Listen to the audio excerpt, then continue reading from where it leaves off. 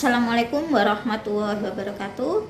Perkenalkan, nama saya Fitriana SSIMT, salah satu dosen tetap di program Studi Teknik Elektro Fakultas Teknik Universitas Muhammadiyah Jember dengan NIDN 0715 049105. Video ini berisi tentang pernyataan diri dosen dalam unjuk kerja Tridharma Perguruan Tinggi atau yang disingkat dengan PDD UKTPT, khususnya dalam bidang pengajaran yang dibuat sebagai salah satu syarat dalam sertifikasi dosen pada tahun 2025.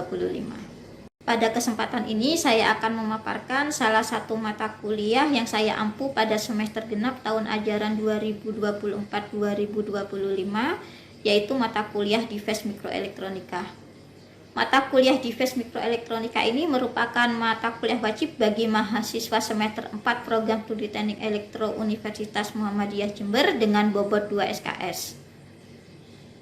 Mata kuliah ini terdiri dari 16 kali pertemuan, di mana 14 kali pertemuan merupakan proses pembelajaran atau perkuliahan, dan 2 pertemuan lainnya itu adalah UTS dan UAS. Adapun capaian pembelajaran lulusan atau CPL Prodi yang dibebankan pada mata kuliah ini yaitu CPL 2, CPL 3, dan CPL 8. Sedangkan untuk capaian pembelajaran mata kuliah atau kemampuan yang diharapkan yaitu yang pertama, mahasiswa mampu memahami dan menjelaskan terkait konsep dasar dari device mikroelektronika. Yang kedua, mahasiswa mampu memahami dan menjelaskan tentang beberapa jenis device mikroelektronika seperti JFET, MOSFET, fototransistor, dan laser. Dan yang ketiga yaitu mahasiswa mampu memahami dan menjelaskan terkait teknologi IC dan NMOS. Materi yang akan dibahas pada mata kuliah ini diantaranya yaitu konsep dasar device mikroelektronika, JFET, MOSFET, fototransistor, laser, teknologi IC, dan fabrikasi NMOS. Seluruh materi dapat diakses oleh mahasiswa pada Learning Management System atau LMS study.umuhjember.ac.id. Selain itu, pada halaman LMS tersebut, mahasiswa juga dapat mengupload RPS, mengerjakan kuis, serta melihat dan mengunggah tugas. Proses pembelajaran pada mata kuliah ini menggunakan sistem luring atau pertemuan tatap muka secara langsung di ruang kelas. Sedangkan untuk metode pembelajaran dilaksanakan dengan menggunakan pendekatan student center learning yang menuntut keterlibatan aktif mahasiswa di dalam proses perkuliahan. Metode pembelajaran yang digunakan diantaranya yaitu ceramah interaktif, diskusi, penugasan, case method, team based project, dan presentasi. Untuk assessment atau penilaian pada mata kuliah Device Mikroelektronika ini dibagi menjadi beberapa komponen penilaian, yaitu ada partisipasi 10%, tugas 15%, kuis 10%, presentasi 10%, UTS 25%, dan UAS 30%. Selanjutnya, mari kita simak video proses pembelajaran pada mata kuliah Device Mikroelektronika, yaitu pada pertemuan ke-14 yang membahas tentang pemisahan chip, packaging, dan juga final test pada fabrikasi IC. Selamat menyaksikan. Assalamualaikum warahmatullahi wabarakatuh. Waalaikumsalam.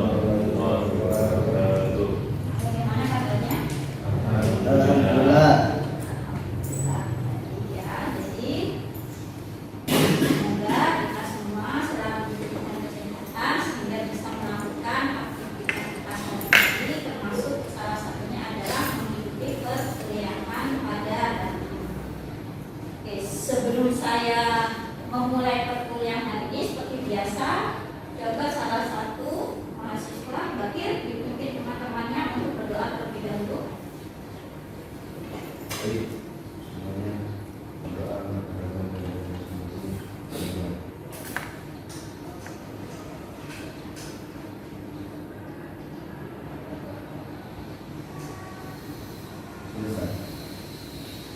Saya coba cek kehadiran terlebih dahulu. Bayu Hendra ada? Ibu. Muhammad Abudi, Ibu. Yusalma Budiati, Saibil, Syaihoni, Adelsu, Misrofil, oh ini yang izin sakit ya. Bakir Zaini, Bintang Kaftazani, Muhammad Arif, Hadir, Bu. Kabut, Dijangge, Cut Kamila,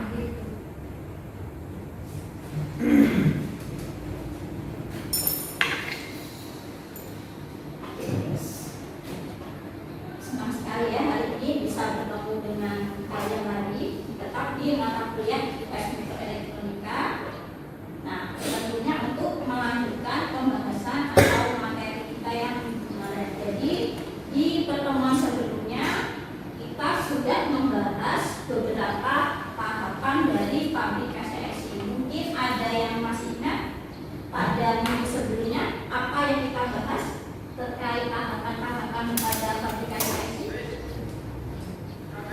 Baik, pada materi sebelumnya dijelaskan bahwasanya metalisasi dan pengetesan chip. Pada metalisasi adalah bagian di mana sebuah IC bertujuan untuk menghubungkan semua komponen yang terdapat pada IC seperti resistor, kapasitor, dan transistor sesuai dengan desain yang dirancang. Materialnya di sini paling banyak itu menggunakan aluminium.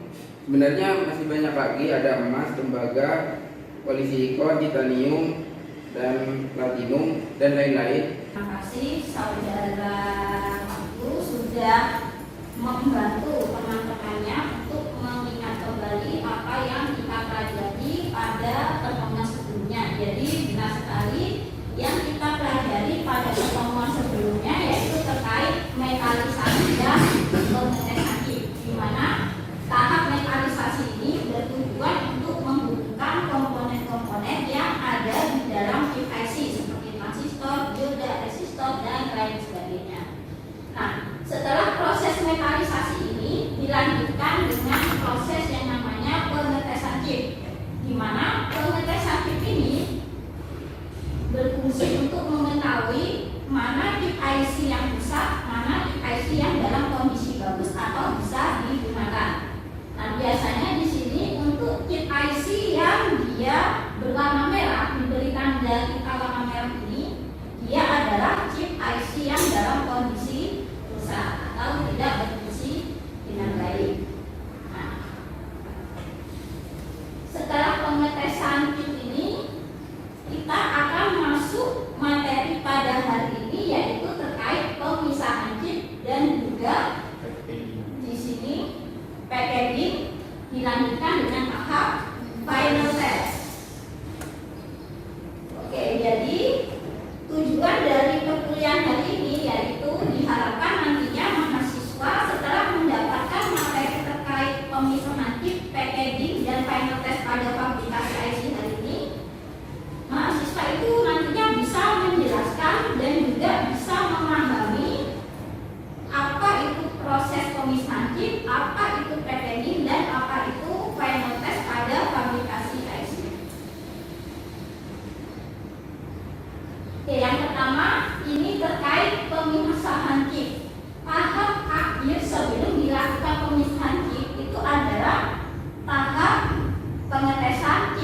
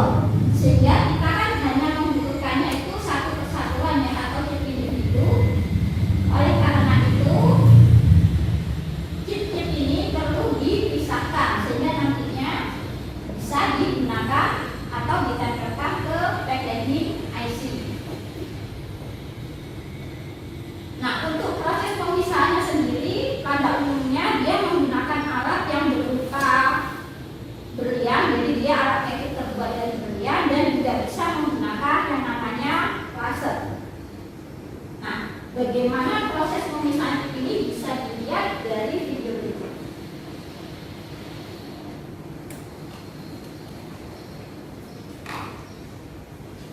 Nah, ini adalah contoh proses pemisahan chip dengan menggunakan laser. Jadi ini banyak sekali chip-chipnya yang terdapat dalam satu buffer IC. Kemudian dari proses ini nantinya dipotong-potong. Nah, ini prosesnya. Nah, jadi dia dipotong menggunakan laser di setiap garis-garisnya.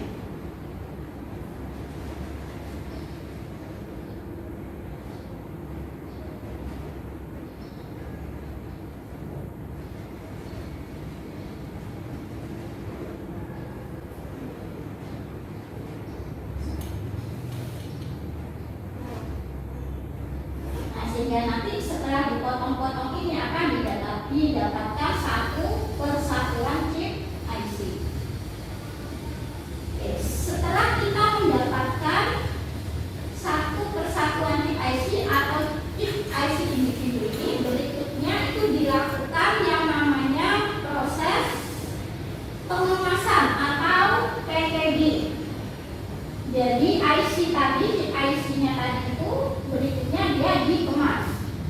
Nah, mungkin salah satu bisa menjelaskan sebenarnya apa sih tujuan dari pengemasan ini? Dari pengemasan atau packaging IC itu yang pertama yaitu untuk melindungi chip dari faktor-faktor eksternal karena chip itu mudah rusak. Kemudian yang kedua untuk memudahkan penggunaan karena ada penambahan kaki-kaki pada IC tersebut. Jadi benar sekali itu adalah tujuan dari pengemasan IC. Ada dua tujuan yang disebutkan, tapi di sini ada lagi tujuan yang lain dari pengemasan IC. Nah, di sini tujuan yang pertama adalah tadi sudah disebutkan oleh teman kalian yaitu melindungi chip. Nah, melindungi chip yaitu agar tidak mengalami yang namanya kerusakan. Selain itu juga biar tidak terkontaminasi dan juga agar tidak mudah pecah. Nah, karena di sini chip IC ini kan terbuat dari bahan silikon yang yaitu mudah pecah ya, sehingga perlu dilindungi atau dikemas sedemikian rupa. Tujuan berikutnya yaitu pastinya untuk mengalirkan gaya listrik atau sinyal ke koneksi luar.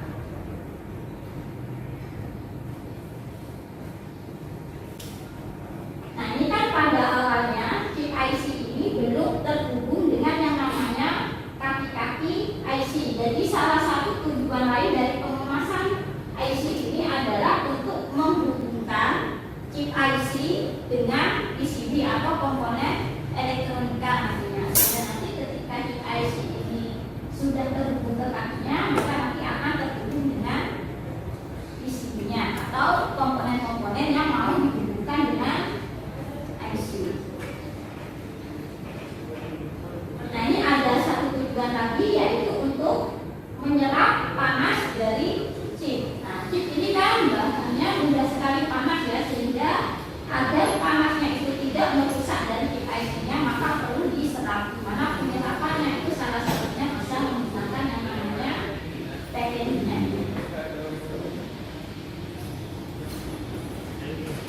Nah, di sini pada proses packaging bahan yang paling sering digunakan itu adalah plastik dan juga keramik. Nah, tetapi dari dua bahan ini yang paling sering digunakan, yang lebih sering ya maksudnya, jadi yang lebih sering digunakan itu adalah bahan plastik. Kenapa plastik?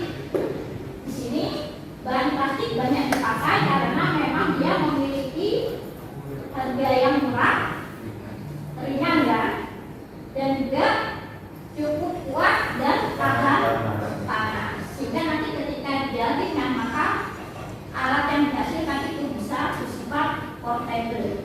Portable artinya dia mudah dibawa kemana-mana. Kita kan intinya itu menghasilkan alat yang memang memiliki ukuran yang kecil ya, simple gitu. Nah, selain dari bahan plastik, biasanya di sini berwarna Hitam. hitam. Kenapa harus warna hitam? Karena hitam warna yang paling banyak menyerap panas. Oke, benar sekali ya. Jadi warna hitam ini adalah salah satu warna dia yang mudah menyerap panas dan juga mudah menyerap cahaya. Jadi selain mudah menyerap panas, dia juga mudah menyerap cahaya sehingga nanti panas dan cahaya tersebut tidak merusak bagian dalam IC. Nah, selain itu warna hitam pada kemasan IC ini berasal dari karbon. Jadi bahan warna hitamnya ini karbon. Nah, karbon itu berfungsi untuk menghalangi atau mencegah terjadinya yang namanya EDS, listrik statis. Nah, jadi di sini itu bahan kenapa dia warna hitam itu memang terbuat dari karbon.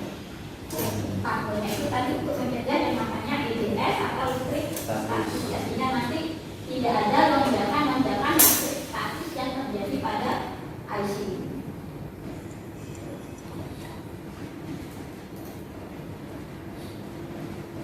Berikutnya ini bentuk-bentuk kemasan IC ya. Tadi sudah disebutkan bahwa IC itu perlu dikemas. Nah, kemasannya itu dia memiliki berbagai bentuk. Ada yang bentuknya dia itu SIP, ada yang bentuknya BIP seperti ini, ada juga yang bentuknya SOP. Nah, ini bentuk lainnya ada IFP, ada lagi yang dia berbentuk IFF. Nah, ada lagi yang berbentuk BDA. Jadi dia kaki-kakinya ini berbentuk bola. Perlu diperhatikan ya, tadi itu kan chip IC sudah dia satu kesatuan. Nah, seperti ini. Nantinya chip IC itu setelah dipotong-potong itu perlu dihubungkan. Dihubungkan dengan apa? Dihubungkan dengan kaki-kaki IC. Jadi di sini suatu chip IC itu harus dipasang dan diletakkan pada kemasan IC. Dan selanjutnya nanti dihubungkan dengan PCB sebelum digunakan pada sistem elektronik. Nah, jadi dia awalnya yang chip individu tadi yang sangat tipis sekali itu dihubungkan dengan kaki-kaki yang terdapat pada kemasan IC. Nah, di sini ini adalah chip IC-nya yang kalau berwarna emas ini adalah penghubung antara chip IC dengan kaki IC. Jadi ilustrasinya seperti ini. Nah, ini yang tadinya sudah dipotong-potong, ini lalu dihubungkan dengan kemasan, lalu dihubungkan dengan kaki-kaki. Berikutnya dikemas di PPU. Nah, metode untuk menghubungkan IC dengan kemasan itu ada dua metode yang bisa digunakan.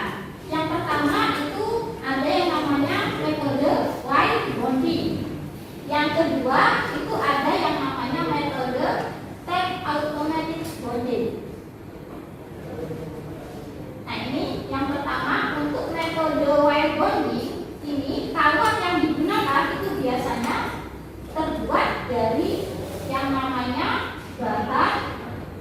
Ada yang tahu bahan apa yang biasa digunakan untuk koneksi IC?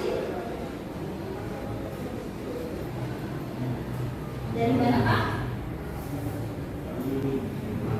Nah, jadi pada proses wire bonding ini kawat yang digunakan untuk proses menghubungkan chip IC dengan kaki IC itu adalah emas atau aluminium. Nah, jadi dua material ini banyak dipakai untuk proses wire bonding ini.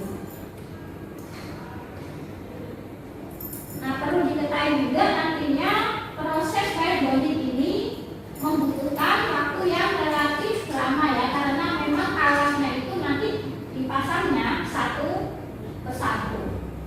Nah, ini video ini menunjukkan proses dari wire bonding. Nah, ini dia dihubungkan kaki-kakinya dengan chip IC-nya.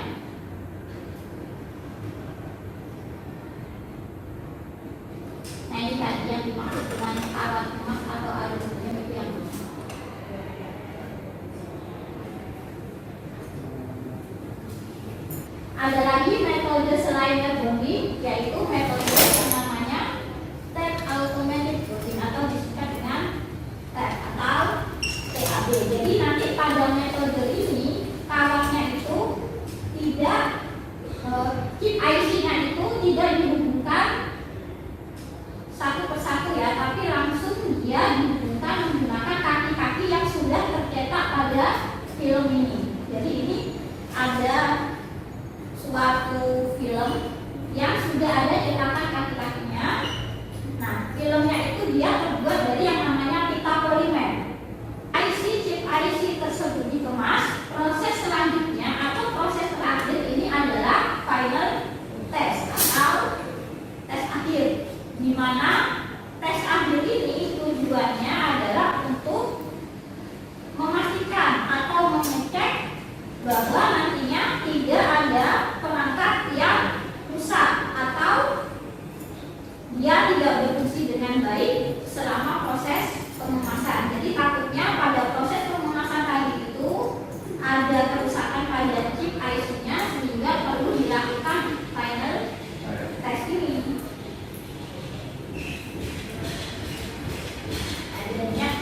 Jadi kan nanti chip IC yang dia kondisi rusak, dia tidak akan ikut terjual.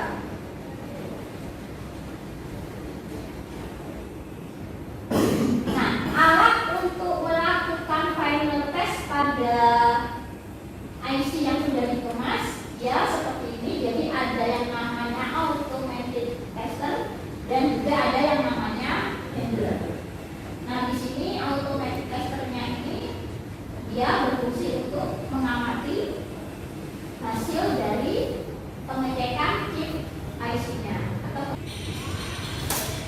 Ada yang mau ditanyakan? Saya ingin bertanya, di sini kan banyak macam-macamnya bentuk-bentuk package dari IC itu sendiri. Mana sih Bu yang lebih yang memiliki kelebihan yang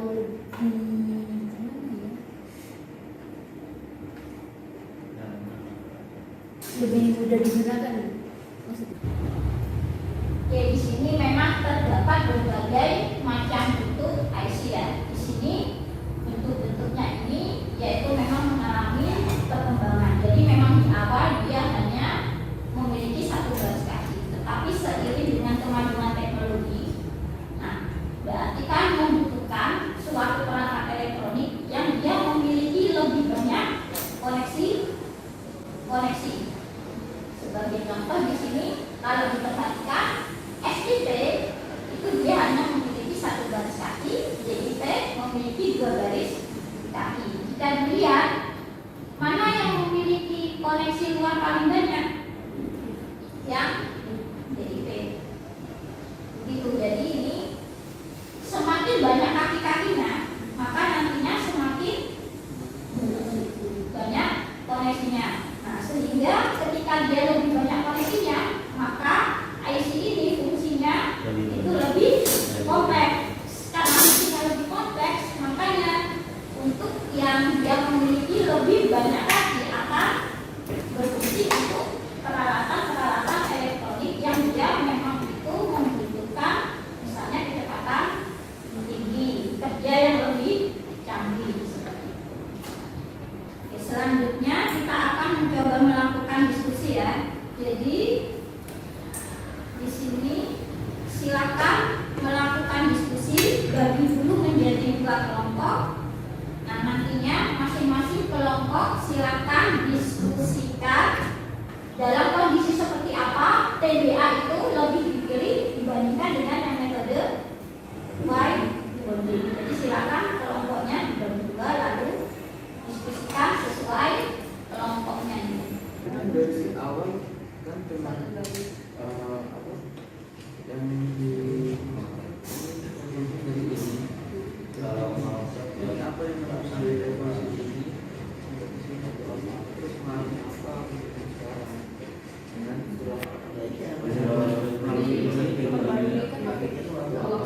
sekarang dengan kelebihan lagi sama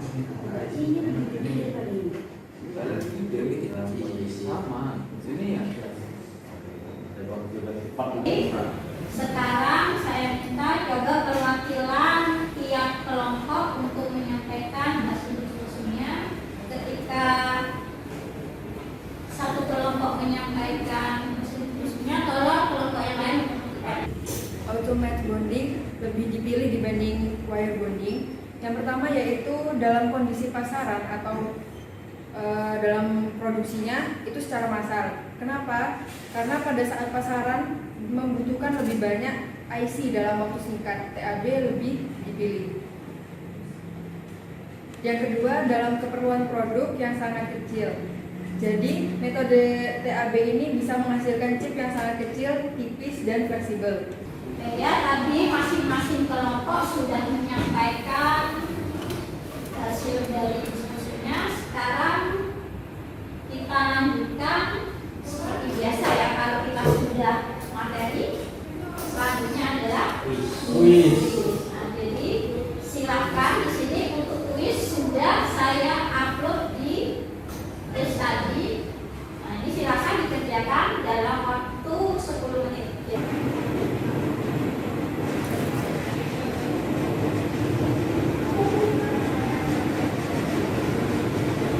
Alhamdulillah sudah selesai semua, berarti sekarang waktunya untuk mengakhiri perkuliahan pada hari ini.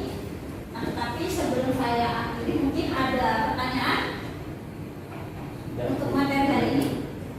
Sudah cukup, Bu. Sudah cukup?